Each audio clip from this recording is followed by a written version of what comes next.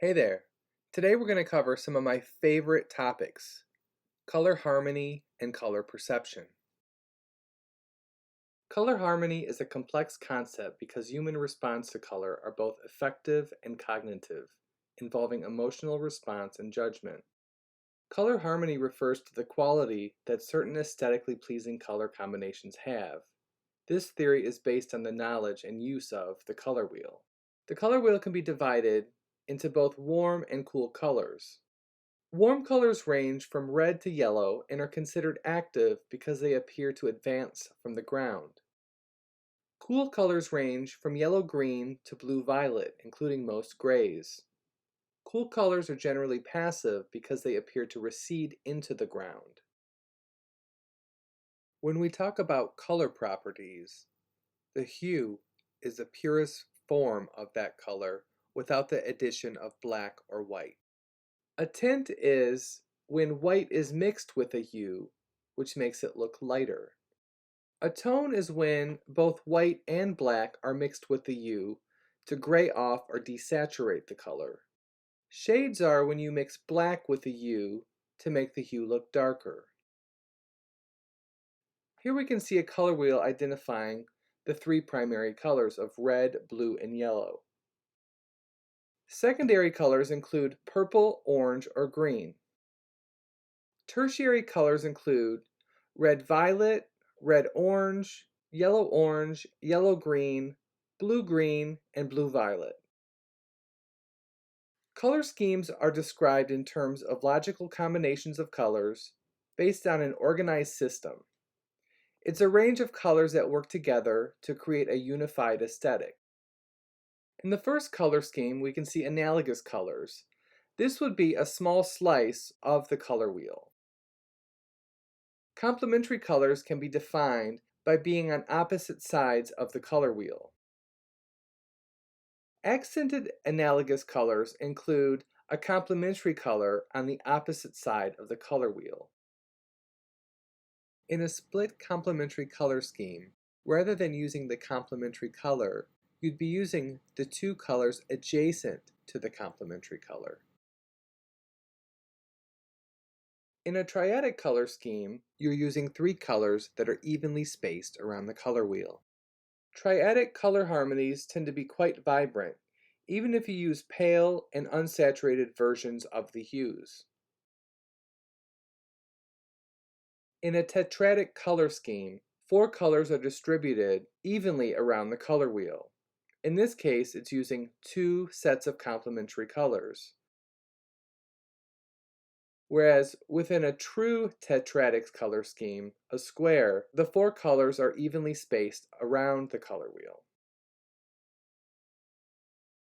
Before I discuss color perception, I'd like to introduce you to the Albers. German-born American artists Anni Albers and Josef Albers were students and teachers at the Bauhaus. Founded by Walter Gropius, Bauhaus was a merger of two schools, the Grand Ducal Saxon Academy of Fine Art and the Grand Ducal Saxon School of Arts and Crafts. Anni Albers and Josef Albers met at the Bauhaus Weimar in Germany. Anni Albers studied under Gunther Stolz and fell in love with weaving. Her work addresses transparency, reflection, and unusual material combinations. She is one of the best-known textile designers in the 20th century. On the bottom left, you can see her weaving at a Cranbrook loom. On the right, you can see samples that she's woven that she would take to weaving manufacturers and textile mills to sell and mass produce. Josef Albers studied under Johann Itten as a painter, but also worked in glass and furniture. It was as a maker of stained glass that he joined the faculty of the Bauhaus. Josef Albers is considered to be one of the most influential teachers of visual art in the 20th century. On the left, you can see him in the classroom at Yale, and on the right, you can see plates from his book Interaction of Color. Before we look at a few of the plates from the Interaction of Color, I want to highlight some of the artwork that both Josef and Anni Albers have made.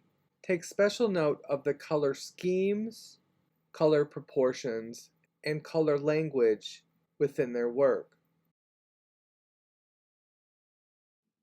What we see here is a piece by Josef Albers made of stained glass and wire. Albers, as a fine artist and craftsperson of stained glass, was asked to explore the inherent qualities of materials of his chosen art form. He selected glass, where he systematically arranged the different hues and transparencies of color. This is a piece by Anni Albers from 1925. On the left is a schematic, a draft of her design, and on the right is the woven cloth that she's made from that draft.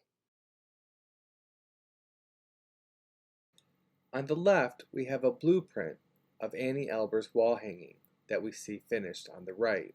In the draft, there are 3 layers of warps making this cloth. Seen here is a set of stacking tables from 1927. Here we have a fragment of a tablecloth by Anni Albers from 1930. There's a sense of transparency and layering with the way the warp and weft interact with one another. In 1933, Joseph and Annie came to the United States, where they taught at Black Mountain College in Asheville, North Carolina, for 16 years.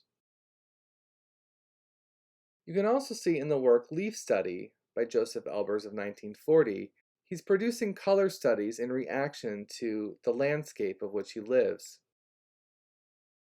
Anni Albers was the first textile designer to have a solo exhibition at the Museum of Modern Art in New York City in 1949. This exhibition traveled to 26 museums in the United States and Canada. In 1950, Joseph joined the faculty at Yale University to head the Department of Design. They both moved to Connecticut, and Annie set up a studio. In the 1950s, she worked on mass-producible fabric patterns, a series of pictorial weavings, and publications. Here we can see a weaving sample by Anni Albers called In Orbit from 1957. In the work titled Formulation Articulation in 1972, this is part of a series called Homage to the Square, where he produced an extensive body of variations on spatial relationships with color. Here we can see a screen-printed wall hanging by Anni Albers in 1984, where she's using a combination of complementary colors. Originally published by Yale University Press in 1963, Josef Albers' book Interaction of Color and the 150 related screen-printed plates is one of the most influential color resources on color perception, exploration, and observation. It was conceived as a handbook and teaching aid for artists, instructors, and students to explain the complex color theory principles. One of many key principles that Albers presents in Interaction of Color includes the idea that all colors are in a continuous state of flux and can only be understood in relation to the other colors that surround them. Albers believed that practice precedes theory in the study of color, and experience is the greatest teacher of color. In essence, one learns by doing. The Interaction of Color is a series of exercises executed by looking at screen-printed color aid paper as a means to configure scenarios in which color is explored and observed. I've recreated a few of my favorite Interaction of Color exercises. The first one being from plate 6, number 3, called Reverse Grounds, one color appears as 2, or 3 appear as 2. Why does the color appear so differently when placed on a different ground? The foreground color that's laying on the purple background is being absorbed by the purple, making it appear yellow. And on the yellow background, it is absorbing the yellow in the color that makes up the line work, making it appear purple. It's the same with the other two examples, where the accent color is being absorbed into the background. In plate 6, exercise 2, called Two Different Colors Look Alike, Subtraction of Color, we can see that the two colors on the grounds appear alike, until we move them adjacent to one another. What is the surrounding color doing to the rectangular figure floating on top? Depending on the background color, the hue or value of the color is being absorbed into the background.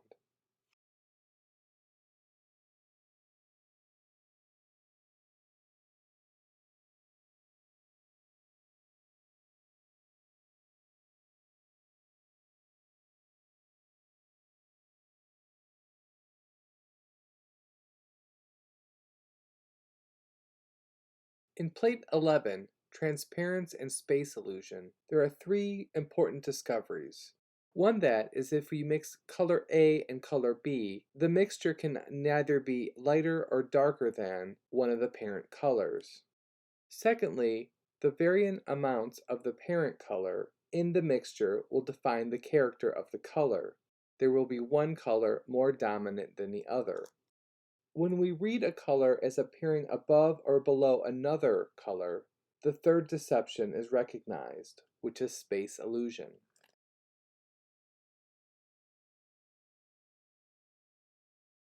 The last example, plate 4, number 3, a color has many faces, the relativity of color. I won't pose any logical answers, but I will leave you with these questions.